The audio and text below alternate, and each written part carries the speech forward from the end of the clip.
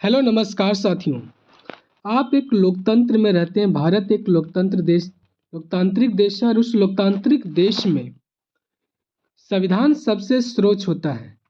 संविधान जो होता है वह सबसे सर्वोच्च होता है और उस संविधान को इम्प्लीमेंट करने का, कानून को धरातल पर उतारने का और लाइन एंड ऑर्डर को मेंटेन करने का काम पुलिस को होता है।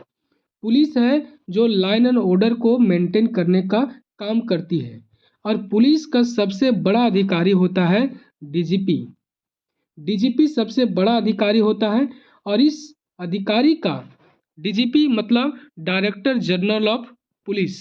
Director general of police director general of police यहाँ पर होता है, इसका मायने होता है। लेकिन आपने कभी ये सोचा है कि डीजीपी का आखिर नियुक्ति कैसे होता है, किस तरह से होता है? डीजीपी मतलब पुलिस विभाग का जो स्टेट का, जो भारत, मान ली ये भारत है और भारत में हर एक भारत है वह छोटे छोटे राज्यों में, अलग अलग राज्यों में, केंद्र शासित प्रदेशों में बटा हुआ है और उस केंद्र शासित राज्य या राज्य का जो पुलिस विभाग का सबसे बड़ा अधिकारी होता है वह होता है डीजीपी। और इस डीजीपी को नियुक्ति करने की क्या प्रक्रिया है, वह प्रक्रिया आपके लिए जानना बेहद जरूरी होता है।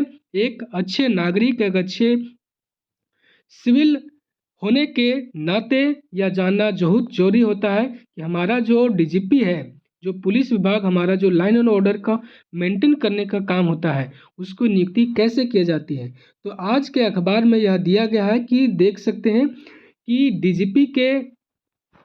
डीजीपी के चयन के लिए नियुक्ति के नियमावली के गठन की स्वीकृति मिल गई है और इसमें सेवानिवृत्त जज की अध्यक्षता में बनेगी समिति बना जाएगा और इस समिति में मुख्य सचिव, जेपीएससी और यूपीएससी के नामित पदाधिकारी, प्रधान सचिव और रिटायर्ड डीजीपी इसमें शामिल होगा।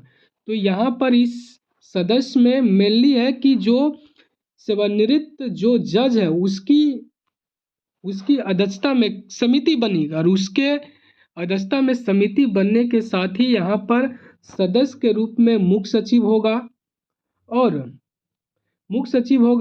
और जेपीएससी या यूपीएससी का कोई पदाधिकारी होगा और प्रधान सचिव भी होगा और रिटायर्ड यहाँ पर डीजीपी का सदस्य यहाँ पर होगा। तो ये समिति का प्रावधान है और इसके माध्यम से अब जो झारखंड है